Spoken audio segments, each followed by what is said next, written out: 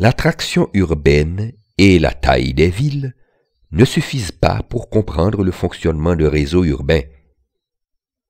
On peut se demander, par exemple, pourquoi les villes sont de différentes tailles. On peut aussi se demander ce qui distingue des villes de tailles différentes. Et puis, les villes de taille équivalente sont-elles identiques en tout point?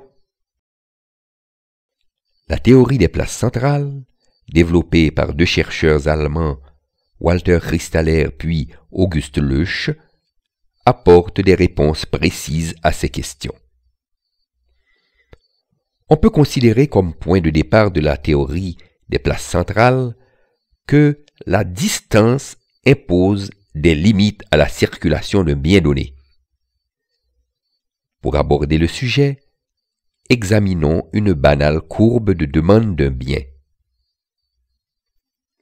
Généralement, lorsque le prix d'un produit augmente, la quantité qu'un consommateur moyen est disposé à acheter diminue. Arrivé à un certain prix, le consommateur trouve le produit trop cher et n'achète plus rien. C'est le prix maximum, PM, au-delà duquel le produit n'est pas vendu du tout.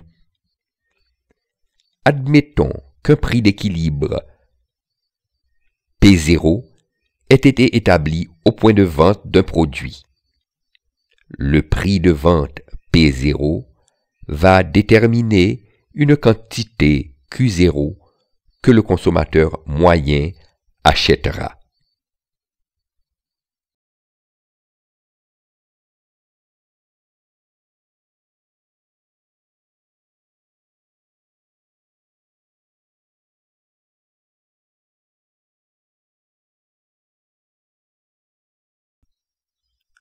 À mesure que l'on s'éloigne du point de vente, un coût de transport s'ajoute au prix du produit. Ainsi, un coût supplémentaire, C, est encouru par unité de distance. Supposons que nous soyons dans une plaine d'immense étendue et que le transport s'effectue dans toutes les directions sans différence. Le prix réel du produit à une distance D du point de vente est alors de P égale P0 plus CD. La demande pour le bien en question diminue donc avec la distance puisque le prix réel augmente. À une distance maximum dm, le prix réel correspond au prix maximum PM. PM égale P0 plus CDM, DM égale PM moins P0 sur C.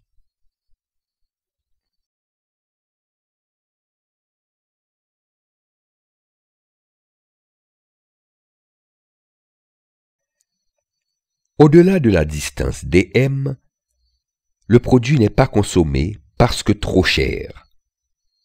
Donc, au-delà d'une circonférence centrée au point de vente et de rayon dm, personne n'achètera le produit à ce point de vente.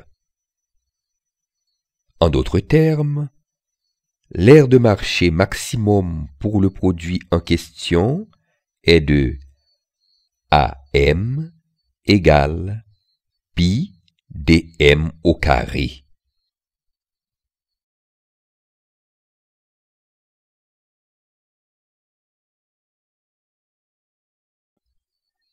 L'aire de marché circulaire pose un problème.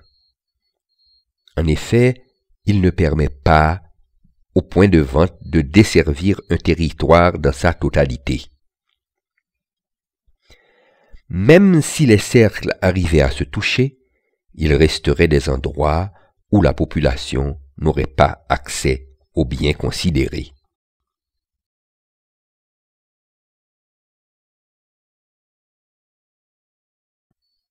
L'espace serait alors rempli de ces poches non desservies par les points de vente.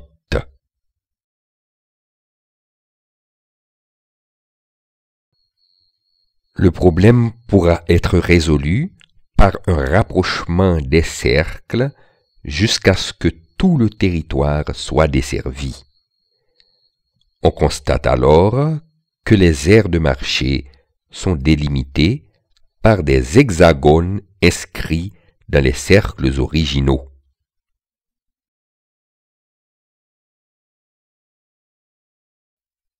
Les aires de marché ne peuvent pas être plus grandes, mais le jeu de la concurrence peut réduire la taille des hexagones.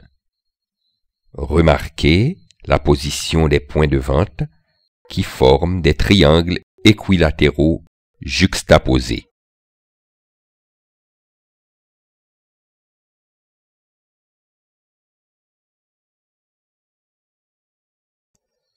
Walter Christaller a étudié, en 1933, le réseau urbain de l'Allemagne du Sud. C'est cette étude qui l'a conduit à développer la théorie dite des places centrales, une place centrale étant un lieu physique où sont offerts des biens et services à la population environnante. La théorie de Christaller stipule que les places centrales sont organisées de façon hiérarchique stricte, les plus petites places dépendant des plus grandes, depuis les marchés périodiques jusqu'aux grandes métropoles. Partant des métropoles les plus importantes, Christaller essaie de trouver la position idéale pour les places centrales de niveau inférieur. Ces métropoles distribuent tous les biens et services, particulièrement ceux dont l'aire de marché est la plus considérable.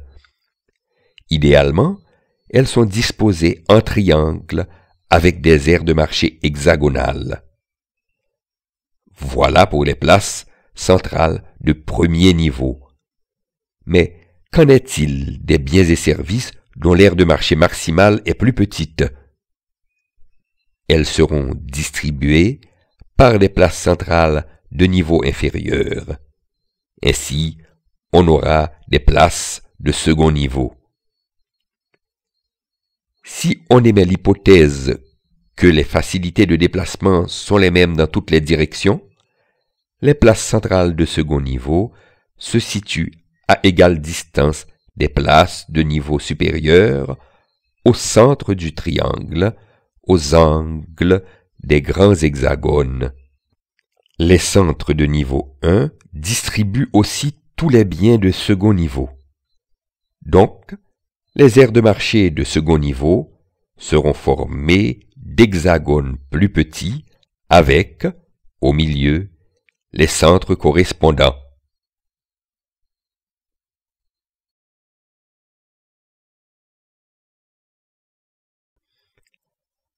On peut se poser la question à savoir quel est le rapport K entre la dimension d'une aire de marché de niveau supérieur à celle de niveau inférieur.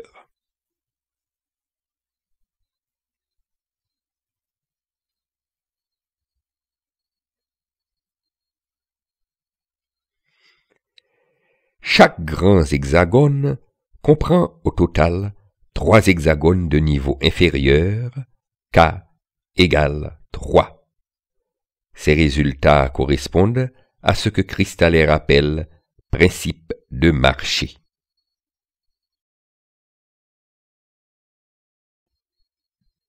L'hypothèse de facilité de déplacement dans toutes les directions nie l'importance des axes de communication dans le développement des systèmes urbains. C'est pour cela que Christaller a fait intervenir la présence d'axes routiers. Christaller part toujours des métropoles. Celles-ci sont encore disposées en quinconce et leurs aires de marché ne changent pas, mais ces métropoles risquent d'être reliées par des grands axes routiers. Cela a pour conséquence de stimuler la création de centres secondaires sur ces axes, entre deux centres de niveau supérieur. Donc, sur chaque axe reliant les centres de premier niveau, une ville de second niveau viendra s'installer. Il se trouve qu'il s'agit du milieu des côtés des grands hexagones. Les aires de marché et des centres de second niveau forment aussi des hexagones.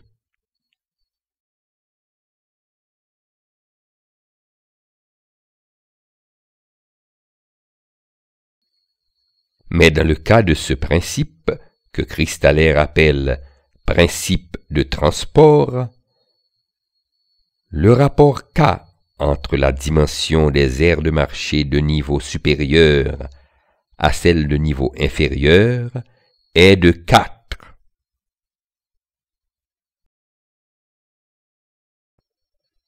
Dans le principe de marché et dans le principe de transport, les aires d'influence de centres de niveau inférieur sont partagées entre plusieurs centres de niveau supérieur.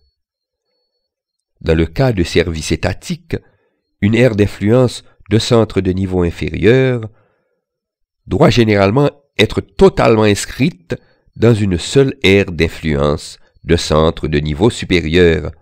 Par exemple, une commune ne peut pas dépendre de 2 départements. À plus forte raison, un département ne peut pas être à cheval sur 2 pays. C'est le principe administratif ou de séparation de Christaller.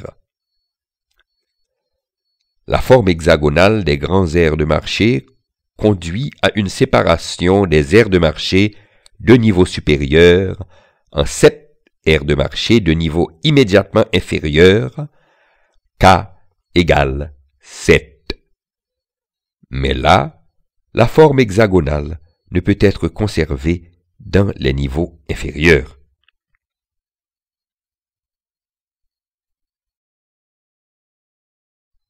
Selon Christaller, dans la pratique, les 3 principes, marché K égale 3, transport K égale 4 et séparation K égale 7, sont combinés et cette combinaison permet de rendre compte de la réalité.